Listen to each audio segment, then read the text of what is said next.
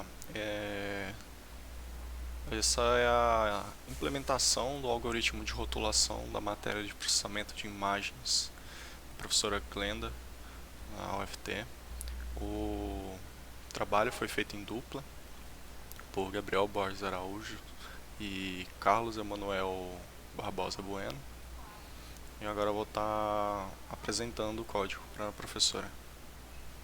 Bem, como estamos lidando com uma imagem, eu criei algumas funções para poder, abrir a imagem. Ela simplesmente vai carregar a imagem com base na string que eu quero que ela abra.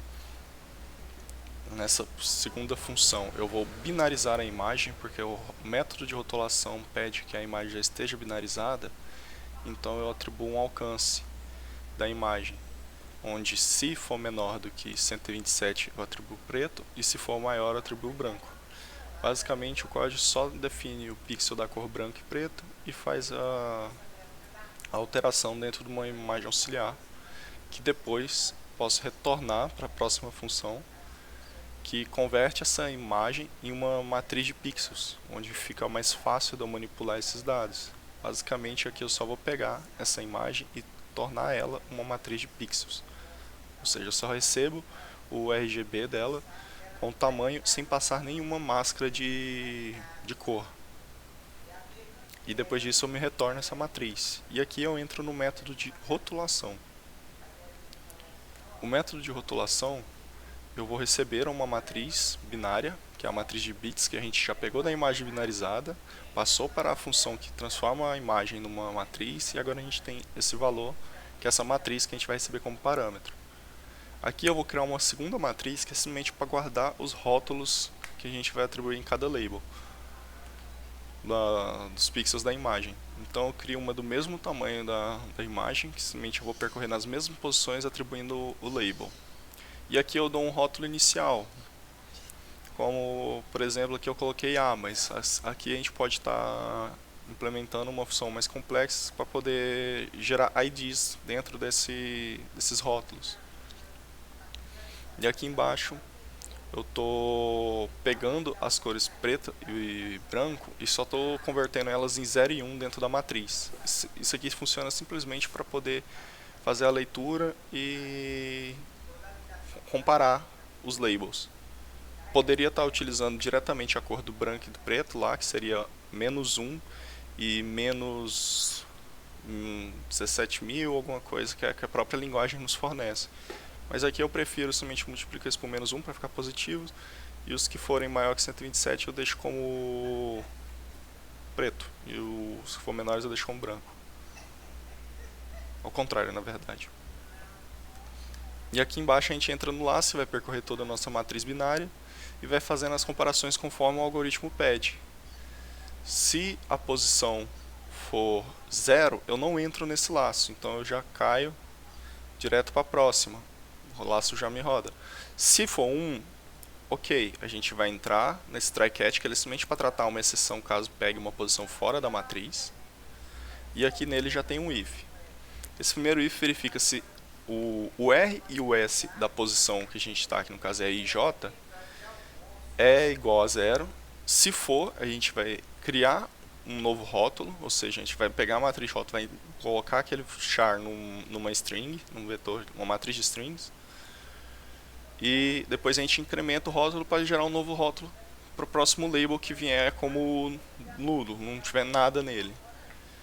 Então, se isso acontece, ok.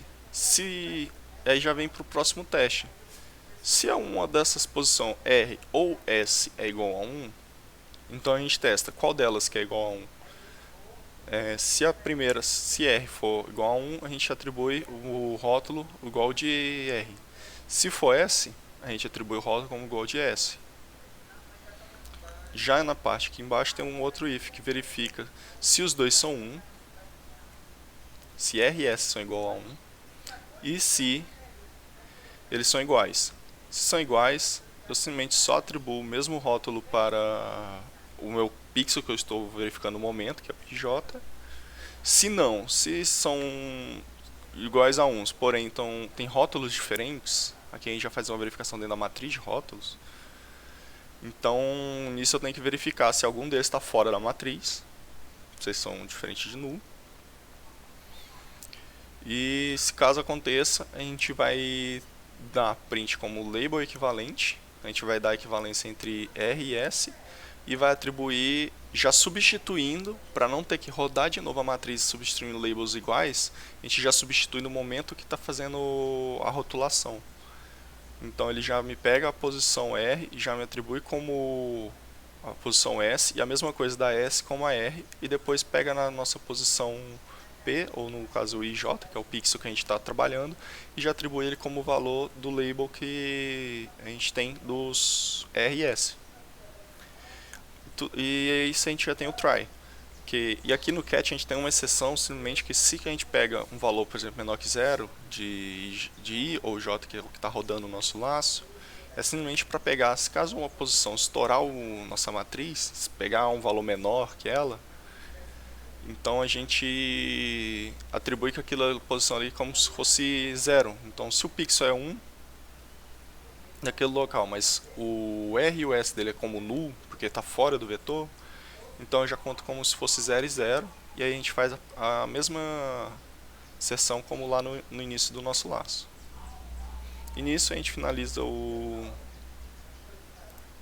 for, e aqui eu só coloquei um laço mesmo para printar a nossa matriz de rótulos, onde vai mostrar os labels de todos. Printando da matriz, rodando ela normal, um print de matriz normal. E aqui na nossa main a gente vai estar chamando. Essa outra matriz aqui eu vou deixar ela comentada, porque ela na verdade ela só foi usada para um algoritmo, mas aqui a gente já tem a chamada do método de rotulação passando a imagem já binarizada. Então quando a gente executa, ele sai varrendo a imagem e já vai rotulando ela. Aqui ele diz quais são os labels equivalentes. Então, onde ele já encontra esses labels equivalentes, ele já sai substituindo no momento em que ele vai atribuindo o nome.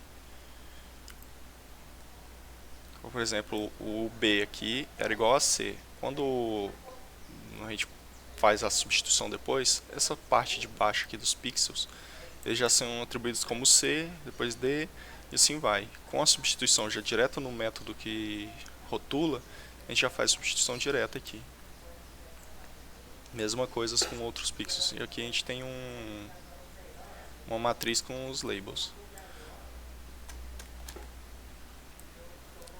A gente pode estar buscando pôr esse resultado em um arquivo de som, txt, ou até mesmo manipulando outras funções com essas informações.